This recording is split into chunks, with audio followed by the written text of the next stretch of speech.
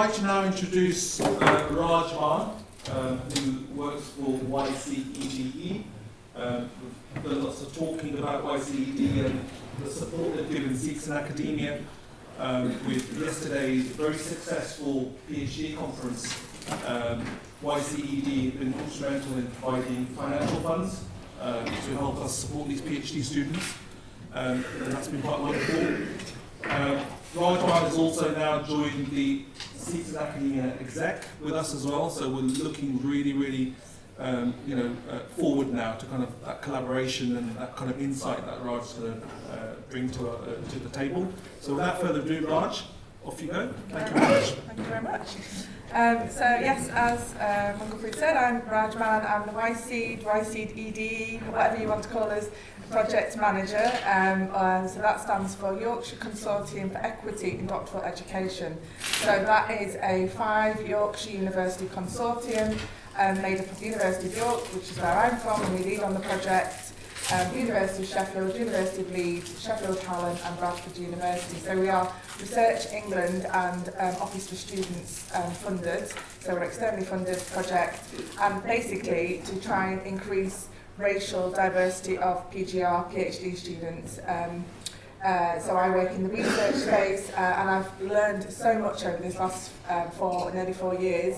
The project will be coming to an end quite soon, but I'm really keen to elevate these voices. So all of this amazing work that's happened, that we've seen in this room over the last couple of days, I see my role as really trying to champion that and trying to increase the awareness of the amount of work that's happening in the research space, because as we all know, research is the key to kind of everything really. Anything that we see out there, it's all as a result of research, and I'm so passionate about that. I'm really passionate about higher education. I was the first in my family, like I'm sure some of you were, to progress on to higher education in my community, where I'm from, in South Yorkshire, and I'm just so passionate about trying to ensure other young people can do that. So you've probably heard me in various conversations trying to connect people up to each other, mentoring, and I think that's so important in this space.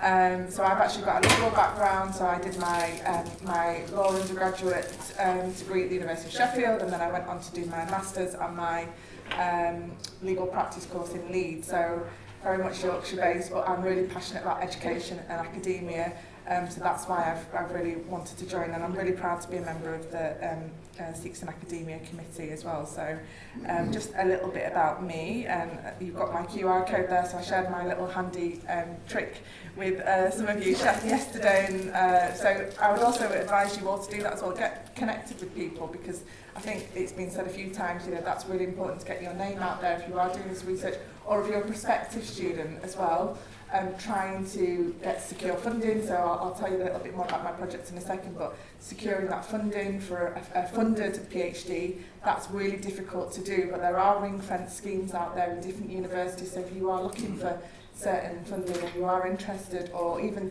the next step as an ECR, like an early career researcher or something, there are lots of opportunities out there. So I'm hoping to bring some of that knowledge here and share some of that with you today and in the future as part of the work that we're doing.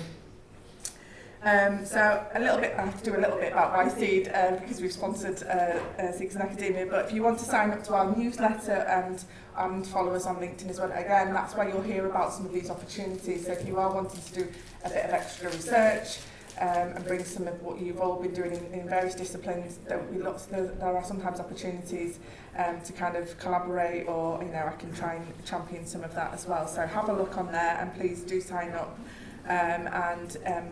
We're not quite sure yet, but the future of YCEDE might be taken over by UK, in terms of our toolkit, taken over by UKCG, so UK Graduate Council.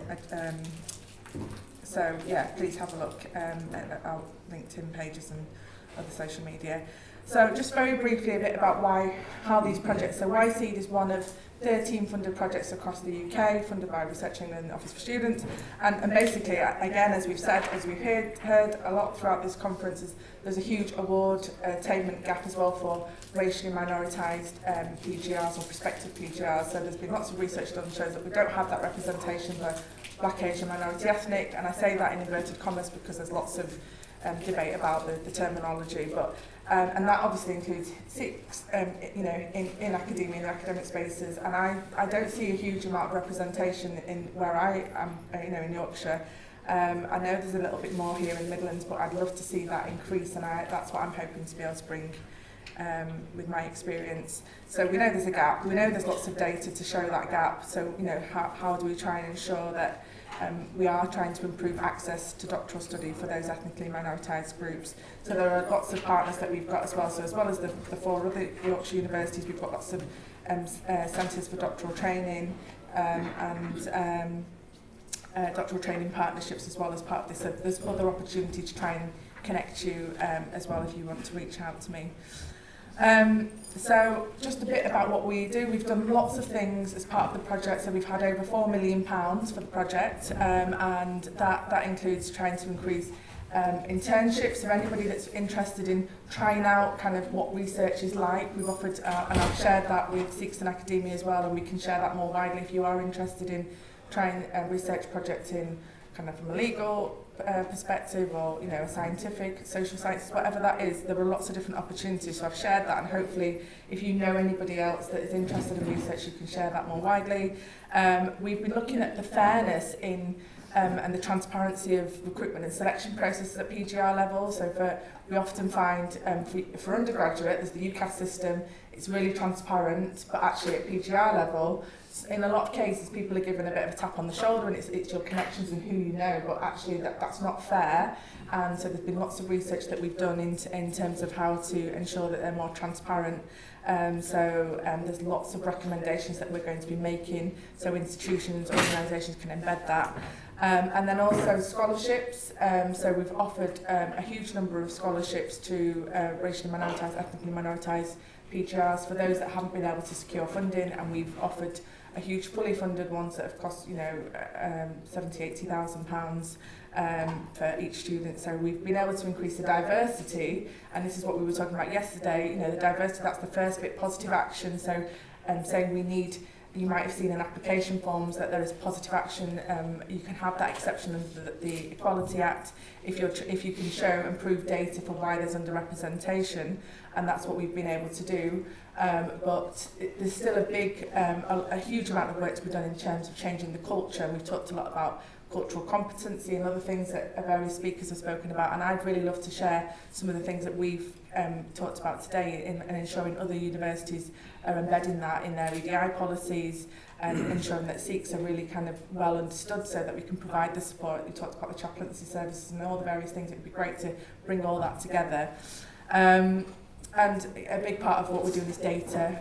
But there was also some conversation, I can't remember who was saying yesterday, about data and the validity of data. And I think, you know, I've only spoken to a small number of people because I've not been able to get that quantitative data. Actually, there's a lot of discussion in the EDI space and the equality, diversity, inclusion space about the validity of data, and actually oral stories and qualitative work is just as important. And in some cultures, some religions, you know, you can't always get that quantitative data. So if you're unsure, you know, ask about it and say, you know, and suggest a different way of collecting data. You don't always have to follow a certain route. So, you know, think outside the box and think about how your research will bring some richness, and that's the key aim when you're entering the research space.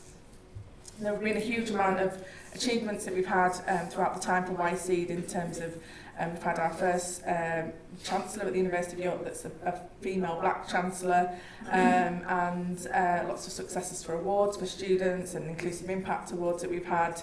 But I would love to see that representation of Sikhs within that too. So I see other groups, you know, doing some amazing work, and we've done all that here, and I'd really love to champion that. And as I say, I see my role as really elevating those voices. This is just a quick slide on kind of the representation, but I don't know who stands out there for you, but Harjinder and Avatar obviously are bank wearers, and it's really lovely to see that. And like I say, I would love to see this kind of expanding a bit further. my talk is short and sweet, but it's really just to kind of highlight that importance of the academic spaces. I work in widening access spaces, so I've dedicated my career, even though I've got a legal background, I've dedicated my career to ensuring underrepresented groups are represented in this academic space, and something that I'm just so passionate about. So if there's any opportunity for collaborating, and we've talked about various ideas that we've got as a result of the feedback that we've got from the conference already, in terms of maybe having our own research projects. I'm thinking about potentially some consultancy, so if there's anything that you are thinking about or you've thought about, and I'd really like to see more of this, or this type of research project.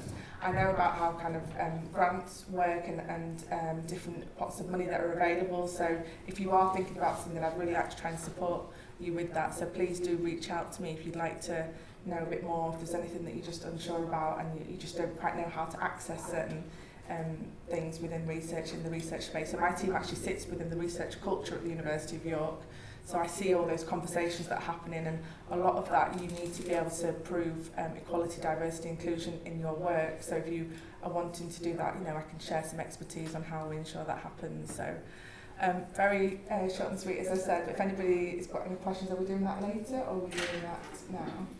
Thank you, Raj. You get a chance to put 5 minutes away. It's okay, I was told that we have to catch up time. So Does anybody have any questions? Randeep? Well, just to look at the figures, like underrepresentation. yes. Did you do that? Did you check the discipline? Because in the scientific group, it's not underrepresented. What he was doing a PhD, there was no point. I think it's kind of on average across the UK, but I think also it's more about the attainment awarding gap from undergraduate to social sciences rather than the sciences. I think I can get a breakdown, but I think this was done back in 2019 as well. So the figures really need updating, and that's a big part of it at the moment. There's a push at the moment for funding to be able to update that and say after these projects now, so these projects are coming to an end, so hopefully we'll see a better picture. But I can share the report that led to that if you're interested in knowing a bit more. Thank you. Any other questions, comments? Firstly, Mark, thank you very much for your support for the last couple of days as well.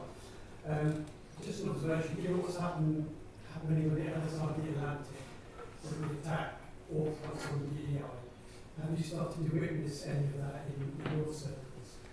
Yes, sadly, unfortunately, yes.